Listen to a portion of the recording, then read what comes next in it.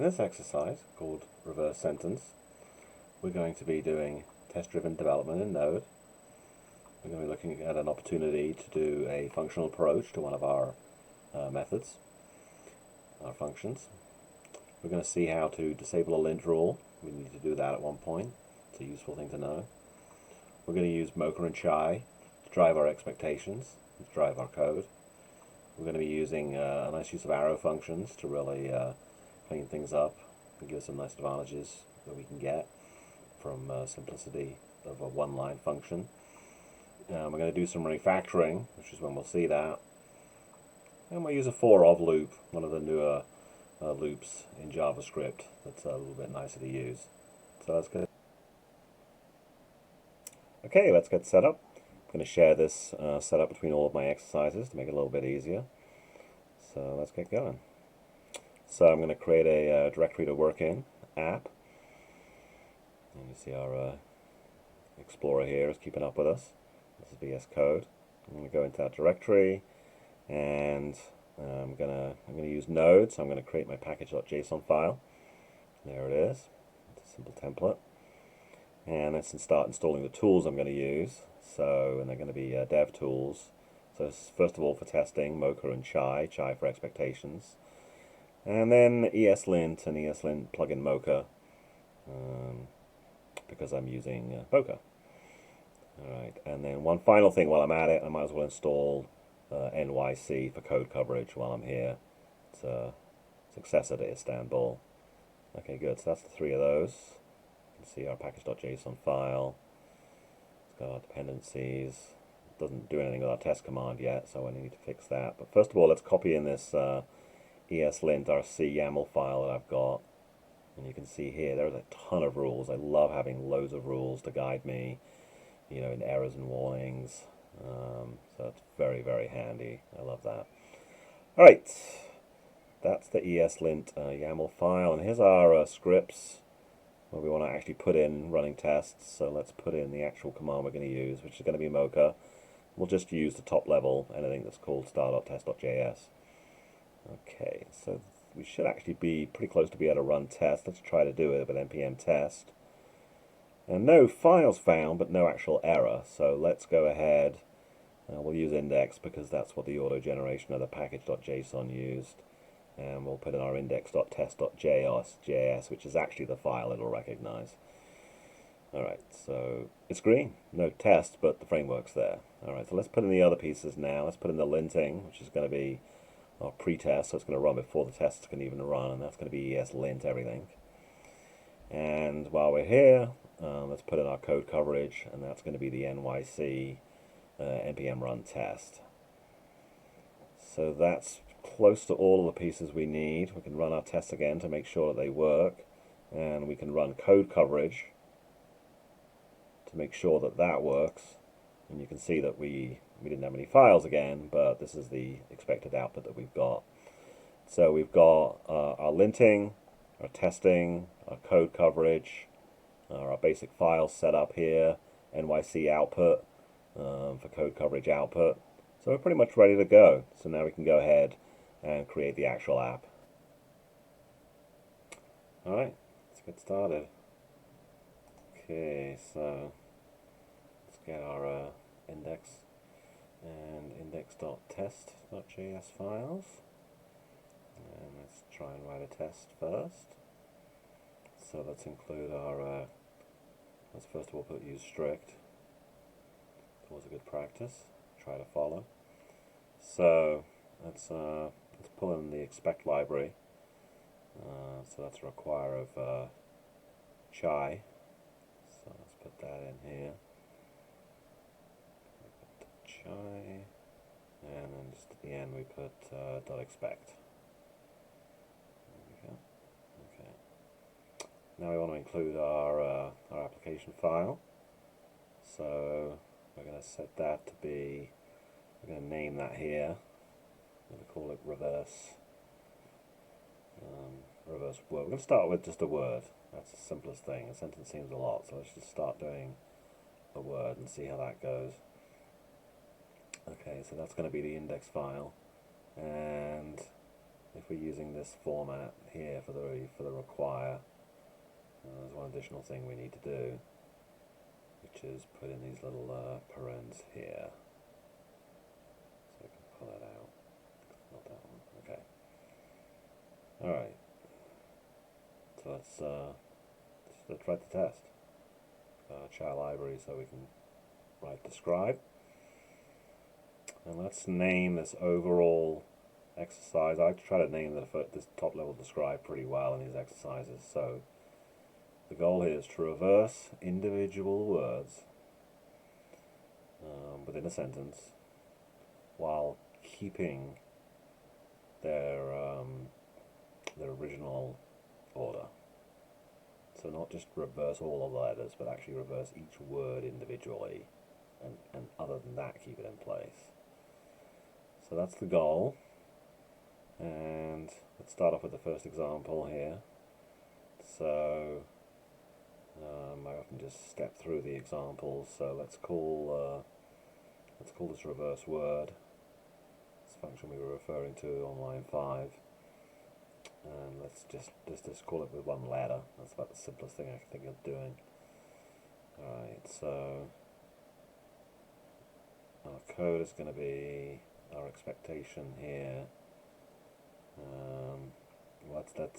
Let's make the call first. I'm going to use this format of setting a result. So this is going to be, well, we haven't written the code yet, but once it's written, it would be reverse word and passing in a letter. I was thinking about defining that. We can just hard code that right here. Okay, so now our expectation and export expect. So our result,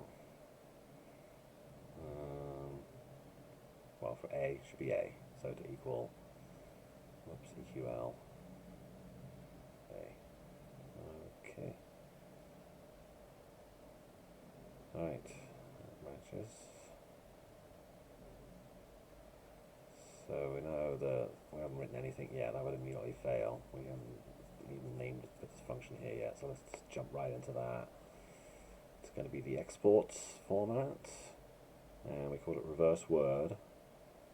So we're going to use arrow function as normal, and this is going to, let's see, let's set up, we're going to have a new word. We're not going to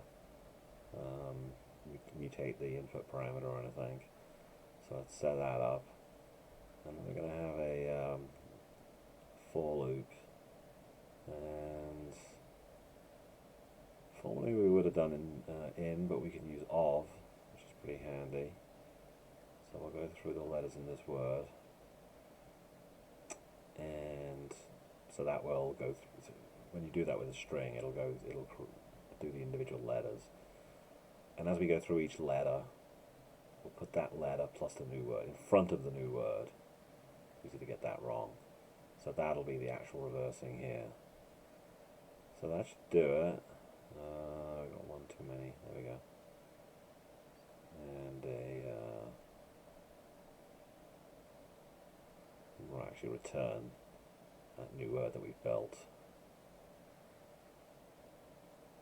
And that's it. Oh, the open paren, that's why the edits. Okay, there we go. Okay, that matches. Alright, so I think that will reverse the word. I'll give it a try. Let's run our tests.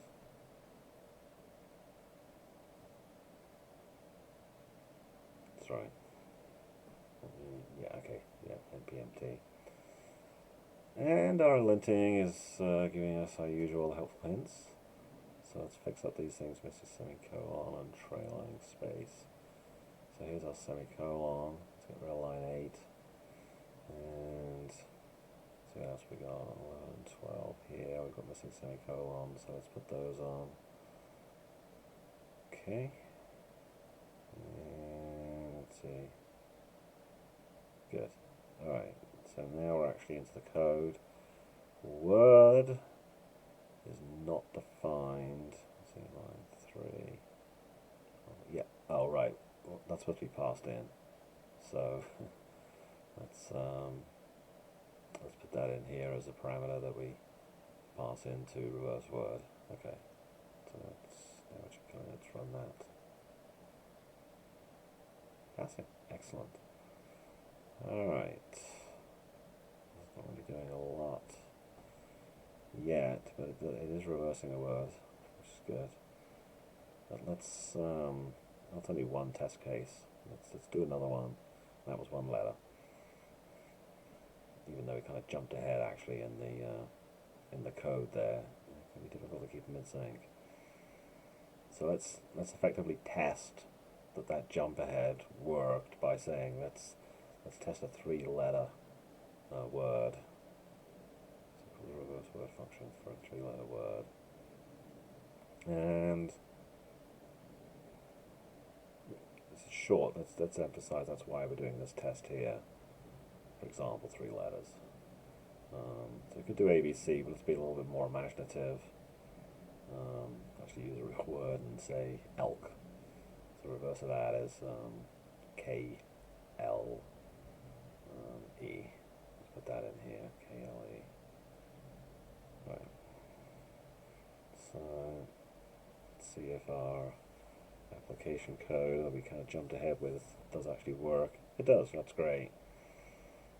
Alright, so in an exploratory mode, let's do the next test case here for a longer or long word. And let's pick a word that's say 9. Yeah, let's do 9. So let's actually spell it out. 9 letters, 9-letter word. Okay. So I'm going to randomly pick the Guardians. That's 9 letters. Okay, in reverse, the reverse of that is SNAIDRAUG.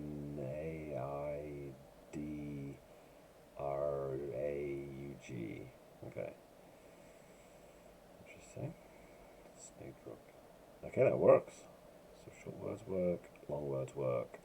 Maybe word is done, but what else? Let's just think, what else could we test for an individual word reversal to see how robust it is. So let's think. What about an empty string, an empty word? What if we pass it that? Will it blow up? Will it have an error? Will it do something strange? That would what we want it to do actually is a good point here. Well, we want to get an empty string back. That's what we want to happen. If we just pass an empty string, we want to get back an empty string. So it returns an empty string. Alright, so instead of guardians here, we are going to get rid of that. Okay.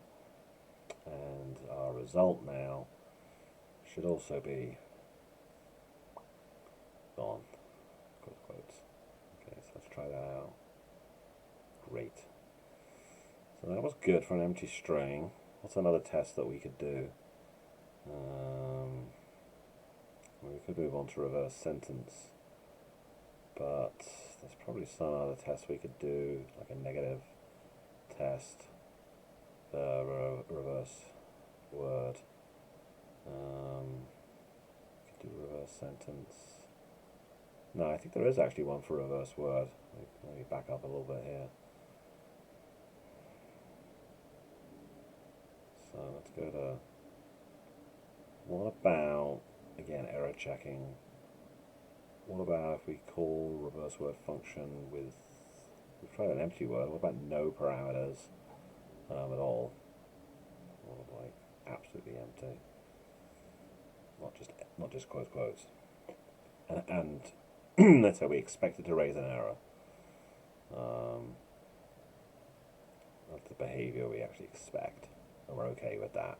That's another discussion whether that's a good thing, but because we do a custom error. But let's just say that we know how it's going to behave this way. We want to make sure it does. So when we call, now we need to wrap this. You can see I'm putting it inside a function because it needs to raise an exception that we test. So we need to put it inside a function. So we call reverse word. The paren's a little bit tricky here. And when we call it, we expect it to throw. That's why we're wrapping it. I'm not sure what the wording is, so let me just put something like a little bit cheat here, so I'm doing it backwards, but it's totally legit. Something it won't be able to do the split, and so it'll give us some kind of error message, maybe about that. So let's try doing that. See what we get. 6 semicolon, of course. Line 26, right there. Okay, let's try this. Alright, word is not iterable. That was the error message that we got, which is actually quite understandable. So we can go with that. We can actually use that message. That's what I mean by jumping ahead. We knew we were going to get an error message, but we didn't know exactly what the text was going to be. Instead of even having to look it up, we can actually just run it. And it was what we expected. They had a problem with that, even though the language was different. So now we've got the same language. Alright, so yes, so it passes. Alright, so now we've really tested a lot of stuff with the reverse word. I think we're ready to move on to the next level up. Something that will use reverse word, but it's really the thing that we're trying to get to at the end of the day, which is a reverse sentence. So let's put that in here. And we're not going to start off with the no parameters with a negative error case. We're going to start off with something with a positive case that we think, a simple positive case that we think can work. And probably the simplest case for a sentence is 2 words. So let's just boil it down to that. Okay, and we're not going to do this wrapping in a function anymore. So we'll let's start typing our new thing here. So what we want to do now is we want to we want to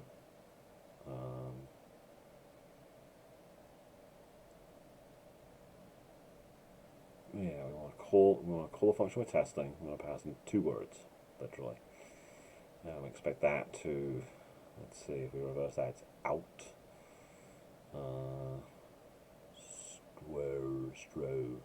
Outstro. Okay. So that's, get rid of the rest of this. And, okay. So that's what we're expecting to get, and I always miss the end prem here. So that's, whoops. Let's put that in, close quotes, okay. I think that's good.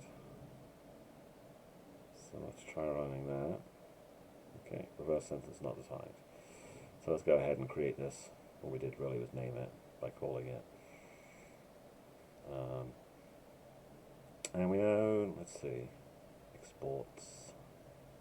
What's that? Okay. Alright, so this is going to be a function. And we're going to pass it a sentence. So that's going to be its parameter. We already know that. That was the other part of writing the test. And what's it going to do? Okay, what's it going to be interesting, right?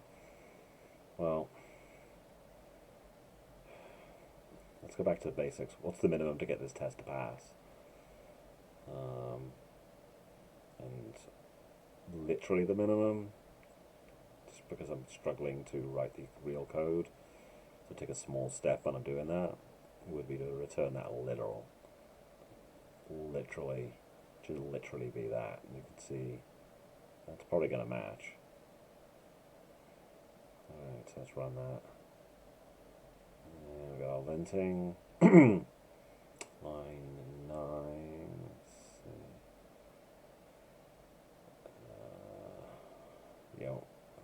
First of all, we need to include reverse sentence. So that was that one. Okay. And unnecessary parens.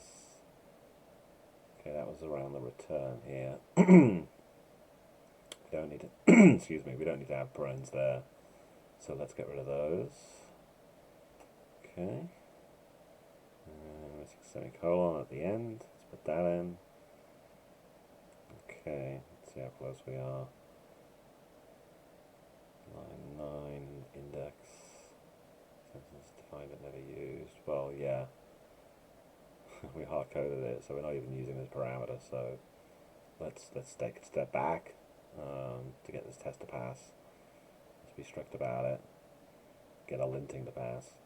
Okay, so we're all green. So now we're back in the green. Now let's force ourselves to have a failing test and fix that static hard coding we've got right now. And we'll force ourselves to do that with another example. So we'll use different words, and let's use 3 words this time, just to make sure we've got functionality for that. So we'll just start off with the letter A, even though reverse of A is A. It's another test. Alright, so A2 words should equal A out strow. And obviously it doesn't, because there isn't any functionality to do that. So let's put that in. Let's immediately comment this out, so we don't get confused by leaving it in at the top, which I did last exercise. Okay, so we've got our reverse word function, so we're gonna be building just like it did. Maybe there's some commonality here. We're gonna be building a new sentence in this case, and we're gonna let's make sure we pass in our sentence here. So let's put that in.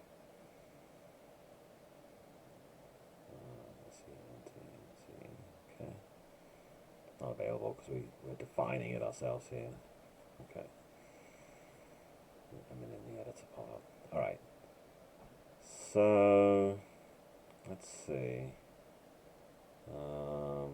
Well, we can take our sentence, and we can just use the split function. And this time we're going to split it on a space. So that's going to give us an array of words, which is a pretty good big step. We could break that down further and do it manually, but let's go with the built-in method there. So given that, now we're going to have our loop, and this is kind of nice. We're going to use not in, which will give us the index. We're actually going to use of, which will actually iterate through the members without an external iterator or keep track of an index or anything like that, which is really nice. Definite improvement. So we're going to go through each word of our words, and we want to reverse them. And we've got a reverse word function. So we're going to say our new sentence. We're going to add on, in this case, at the end, which is also different to the other one, so maybe not as the same routine. We're going to add on the reversed word, which we're going to define as first. Reversed word. So that's going to start off as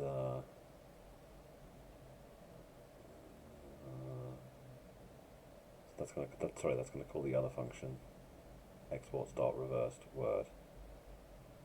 Okay. So that calls the function with the parens, passes in the word, and the result of that is appended to new sentence. Okay. And we're good to run that. And actually we need to return the new sentence that we built. Sometimes I get the return. But our test would have told us that if we'd run it pretty quickly, so let's get rid of that blank line. Oops. Here? Okay. I think we're good. Let's see what we get. linting 11 semicolon. Okay, and 15, same thing, semicolon. Okay. All right, we didn't get our spaces. So on line 15, we added that word in, concatenating all those words in. We didn't do anything about the space, so we need to account for that. So let's add that on at the end. I think that'll make a nice difference. Let's see. Ooh, it's close. What's different? What's different? There's a space at the end. Because, yeah, the last one will have a space. And we can fix that just by trimming it right off the return. Whoops, trim. And just run that. Expected function. Oh, I didn't put my parens in there. So don't forget them. So let's put them in. Alright. Save that, run that. Good, passed. I think we got a warning. Unexpected string concatenation preferred template. Line 15. Right. So this is interesting because it's suggesting I use the like the backtick, the new template string format, like this. And then I can refer to like dollar, brace, reverse word or whatever, but I don't actually want to do that because I think it hides, in this particular case, it hides the space, which is really hard to kind of see. So we just got an error. You could delete it, I think, very easily by mistake. So in this case, this is where I put the ES-Lint disabled line to ignore, to not complain, just on this line, and it was, as you saw, prefer template, so just about that particular error. So we try to scope it down as much as we possibly can. Alright, so let's see how we're looking. Alright, this is good. So the test pass, the linting, the test run, they all pass. There's no warnings. Whenever I get to that, I always think, ooh, run coverage. So that'll run coverage, it's all 100%. So that's looking pretty good. We've got our tests. We got our functionality, and we've got our coverage. So let's see if there's any refactoring perhaps we could do. We could certainly get rid of this line. And what else? This is kind of clunky, and there's a pattern here that I recognize now for what we're doing here. And there's a different way to do it. I'm tempted to say better, so I'm just getting into it more and more. We can do this in a functional fashion, because the things we're trying to do here is basically it's mutating something. So let's just make a copy and start writing it out. So we could do this like this. We could say, using Word, breaking it out into Word, do this function, which is for each of those words. We want to split it up into letters, and then that'll give us an array, and then we can reverse that array, which will reverse it effectively, a reversed array at least, and then we can join it back together with nothing in between, which will effectively just reverse this whole string, this word, all in one go. We don't actually need these parens. We don't need the braces, we don't need the brace at the end. There's a lot of stuff we don't need. Do the semicolon, it's a good idea. Now let's comment out, go all the way down here and comment out the old function here. Okay. So split, reverse, join, no indexes, no loops, with temporary variables, or one-liner. So let's see how it goes. So this is interesting. We've got a different error here when it ran the, let's see, which one is this check for the on line 26. Let's see. right here. Expect for reverse word to throw word is not iterable. So it's throwing actually not such a good error message. It's now throwing cannot read property split of undefined. I'm going to set it to that just for now. I think a custom error message that was like the one before would be a better idea, but I'm not going to do that in this exercise. For now, I'm just going to say this is how it behaves, and let's make sure that this test checks for that. Let's put in the close quotes here. Okay, let's run this. Nice. Alright, so this is pretty comprehensive. This works. So I can get rid of all of this, which really shrinks this file down nicely. I think I might even just put a space in between, perhaps. It's now down to 11 lines, which is a lot easier to use.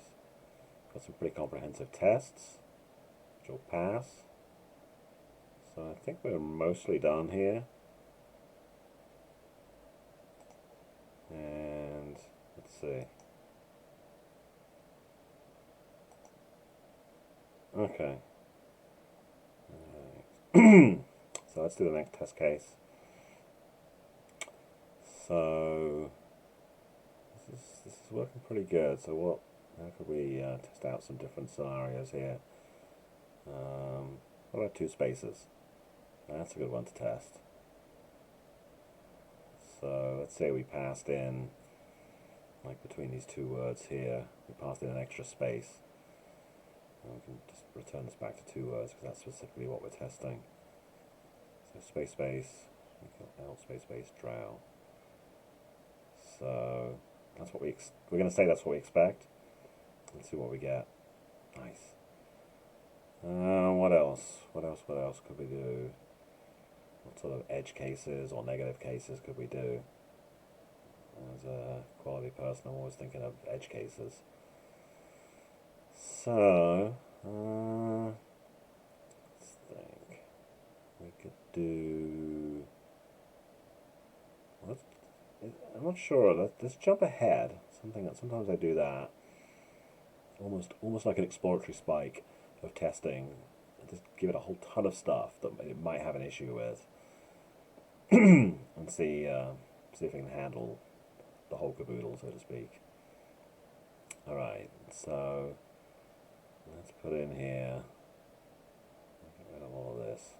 Let's give it a real sentence here. So we're going to say, this isn't the time to spell out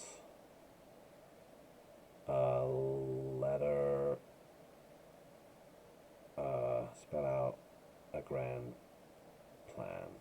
Oh, shoot, sorry, I wasn't looking. Whoa, it's gone all over the place with the autocorrect. Sorry. This isn't the time. Sorry, that's what I meant to say. So spell out, not outer height. To spell out a grand plan. That's what I was trying to say. With like commas and capitalizations, and you want to throw in a little exclamation mark at the end.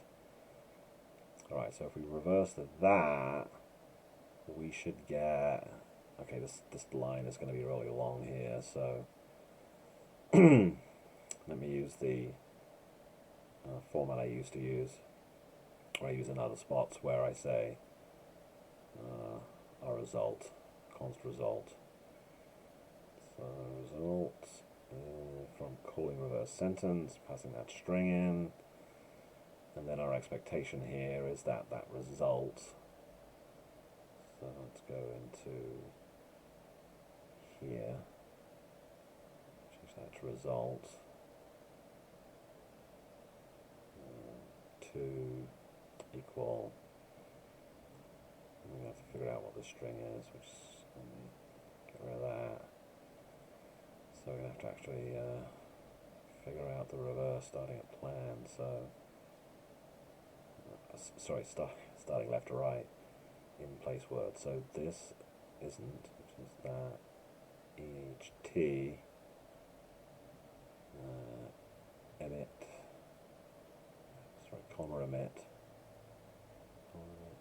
out, LLEPS, out,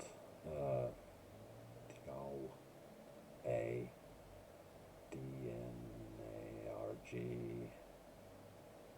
oops, sorry, my edits are wrong there, DNARG,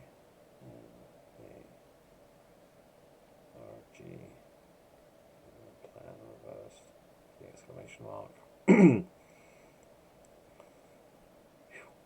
All right. It's probably wrong, but I'm gonna stab it in. What's wrong here? Something's highlighting here. Oh, I've still got all this crap at the end. It's yeah, this stuff shouldn't. I'm gonna forget my lines mixed up here. This stuff here should. Okay. All right. Okay. Looks weird, but let's give it a go. Let's see what we get. Close. Close. There's like a comma here. This is hard to spot. There isn't one. I think in this case we want it in the source. I think that's. Usually it's the output that's wrong, but because the routine does seem to be working, so yeah, I think we want to have it there. So let's put that there, and let's try running that. And that's good, but the comma here on spell is on the wrong side. So let me change that. Put that there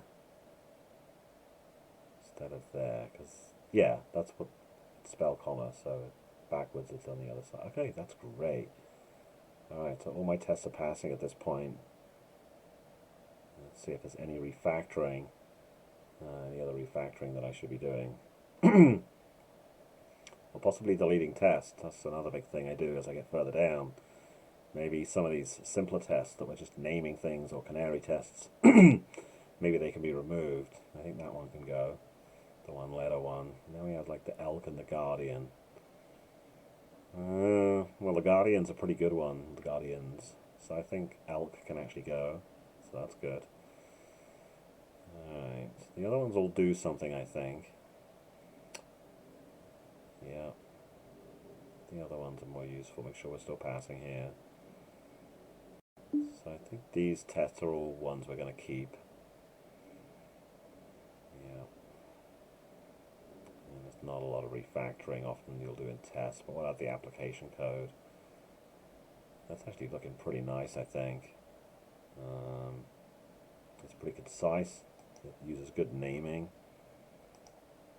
It says what all the various thing does. There's only that one comment for the linter. And let's see, just kind of check these various things out, see if there's anything I'm missing. So it's looking pretty good. There's always something I'm going to have missed. I think, oh, you know what? Use strict. It didn't put in my use strict. My everyone's friend there. So I always try to put that in. So let's stick that in and run that. Let's bring our terminal back. And this happens sometimes. There's not a problem with the code. There's a problem with VS Code here. It's not able to now do my npm test. There's no problem here putting use strict in. It's not giving me an error message. So let me blow the terminal away, and then we bring it back again. And let's try it again. It's the linting where it's actually getting hung. Yeah. So because I know it's VS Code, I'm actually going to blow VS Code away. Hang in with me here. And see, I get this message here after 30 seconds or so. Craps out with that error message, then it keeps crapping out like that. So I'm not sure what that is, but I was going to say save.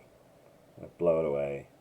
Excuse my background with all my lovely little presentation comments here.